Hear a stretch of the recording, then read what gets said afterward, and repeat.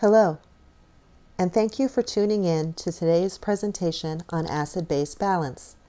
By the end of this module, you will know how to use your ventilator to magically restore a patient to normal blood pH. This module was developed at Stanford Healthcare by Kristen Merriman, the Director of Respiratory Care Services. By the end of this module, you will remember the Henderson-Hasselbalch equation.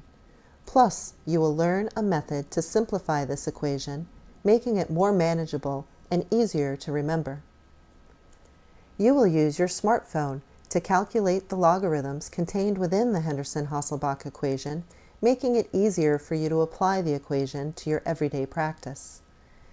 You will learn a method where you can use the bicarbonate returned in a blood gas to determine what CO2 level would be required to return a patient to a normal blood pH. Finally, you will learn how to manipulate your ventilator settings to achieve this target CO2 and restore normal acid-base balance. Pictured below are Drs. Lawrence Henderson and Dr. Carl Hasselbalch, pioneers of blood gas physiology. Dr. Henderson was the first to understand that blood pH depends on the interrelationship between the kidneys, lungs, and the blood itself. He devised an equation for calculating the blood pH based on the relationship between carbonic acid and the buffer systems in the body.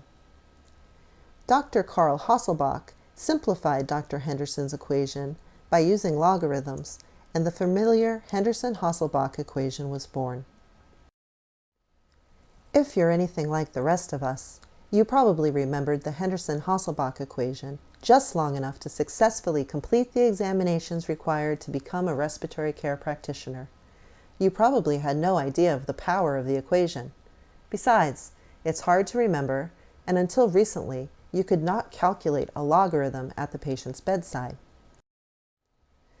The very logarithms that make the Henderson-Hasselbalch equation difficult to calculate are the same logarithms that make it ridiculously easy to simplify.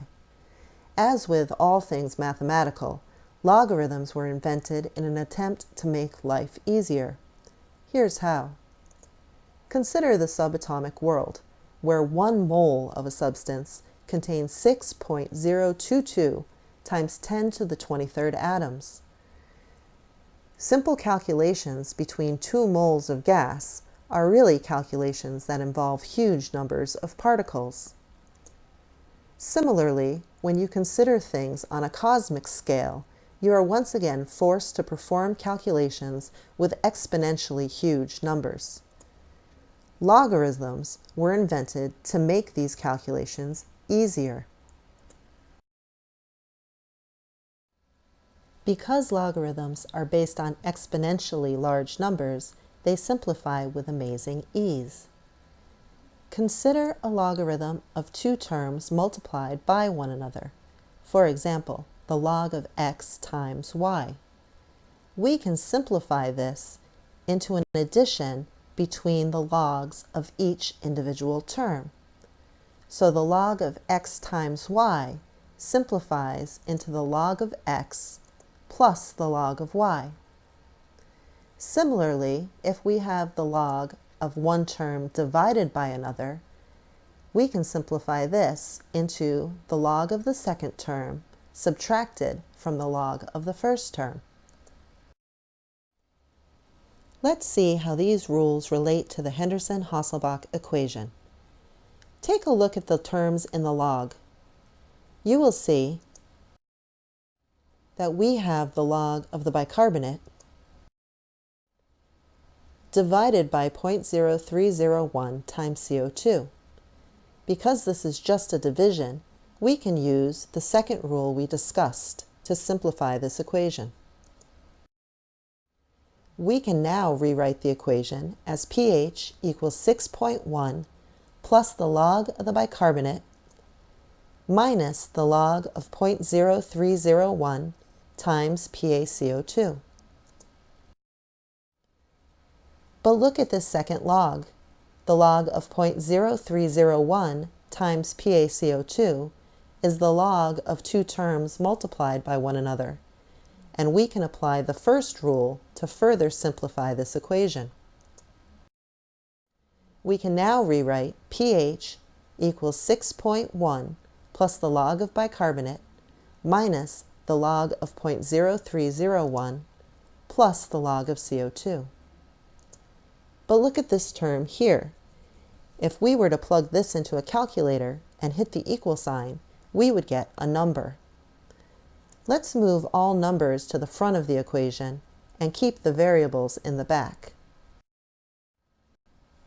If we reorganize our equation again, we can move the log of 0.0301 to the front with the rest of the numbers. If we plug this into the calculator and hit equals, we will find that it is equal to negative 1.52. We can add these together the way we would any two numbers. And our new equation can be written pH equals 7.62 plus the log of bicarbonate minus the log of the CO2.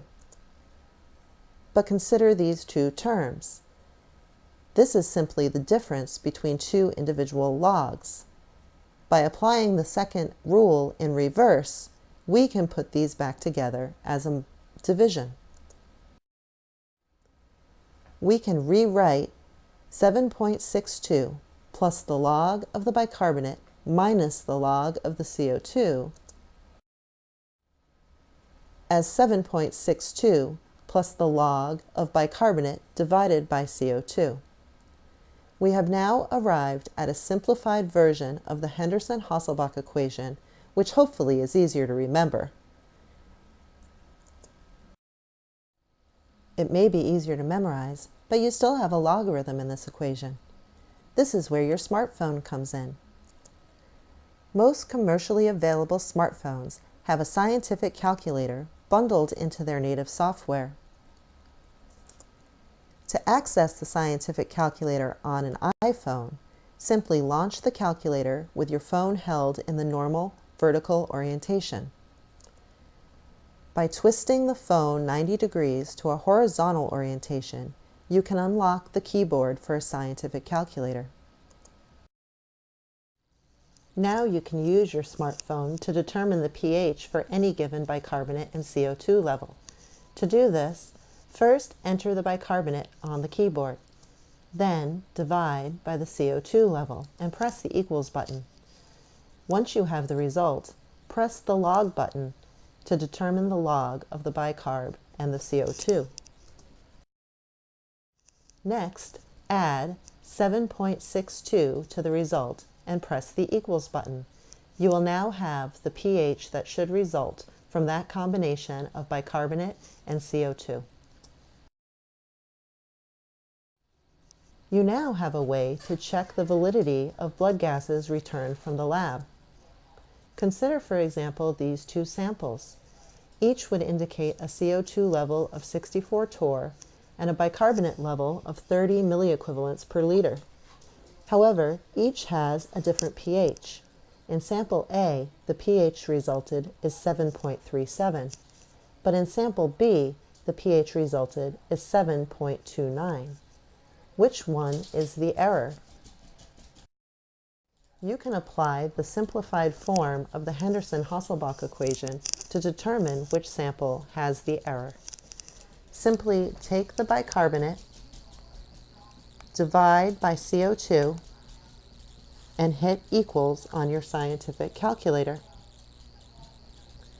Once you have the result, press the log 10 button and add 7.62 to verify that the correct pH with that CO2 and that bicarbonate would be 729. Therefore, sample A is an error. In looking repeatedly at these calculations, it becomes apparent that the pH is determined only by the relationship between a patient's bicarbonate and a patient's CO2. If the bicarbonate is 24 and the CO2 is 40, we will get a pH of 7.40. This is also true, however, if the CO2 equals 50 and the bicarbonate equals 30. Our relationship still holds if the bicarbonate equals 8 and the CO2 equals 13. Basically, the relationship between CO2 and bicarbonate must be 5/3 to maintain a pH of 7.40. We can use this to our advantage by taking the bicarbonate and multiplying by 5/3, or 1.666667, to find the CO2 that would be required to restore the pH of blood to normal. Consider, for example, a patient with COPD who comes into your emergency room.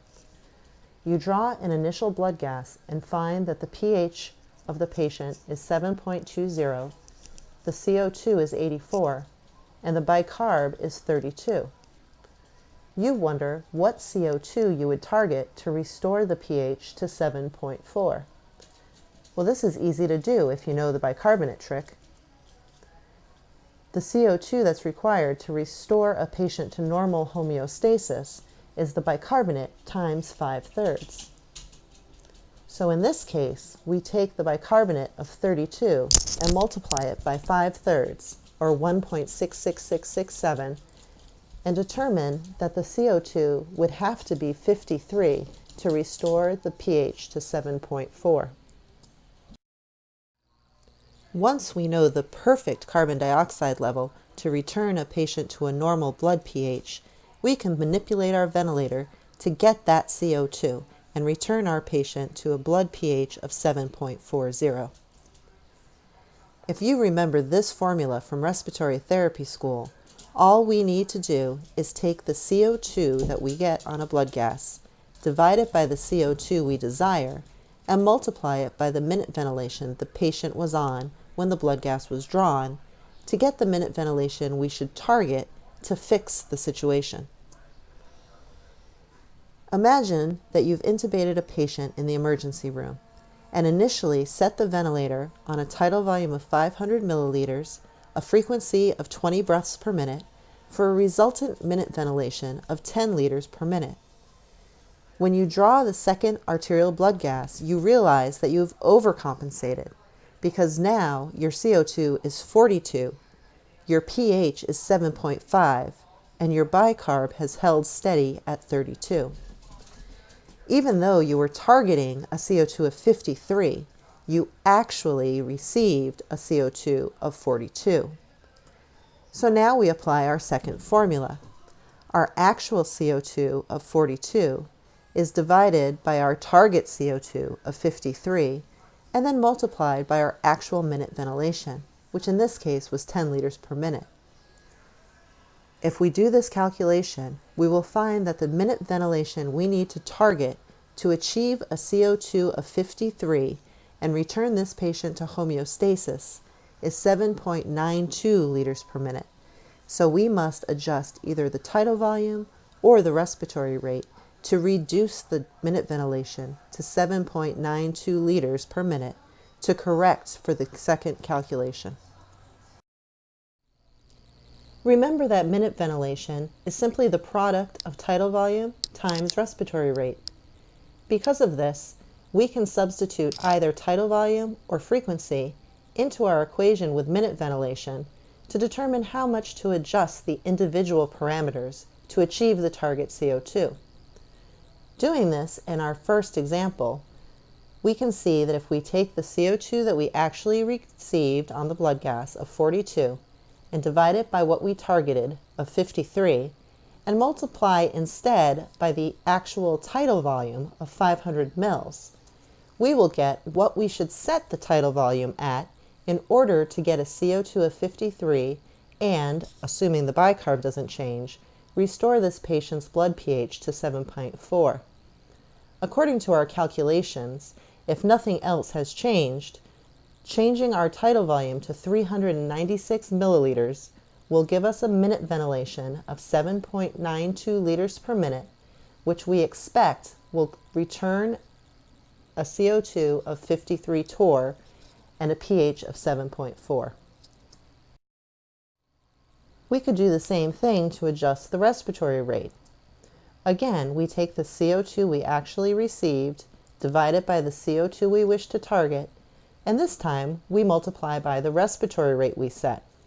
This will give us the respiratory rate we need to target in order to achieve a CO2 of 53 and, if nothing else is changed, result in a pH of 7.4.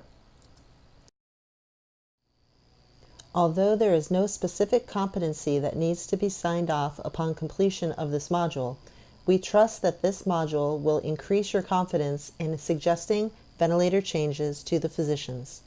Should you have further questions, please direct your inquiries to the Respiratory Care Department at Stanford Healthcare. We can be reached at 650-723-6941. Thank you.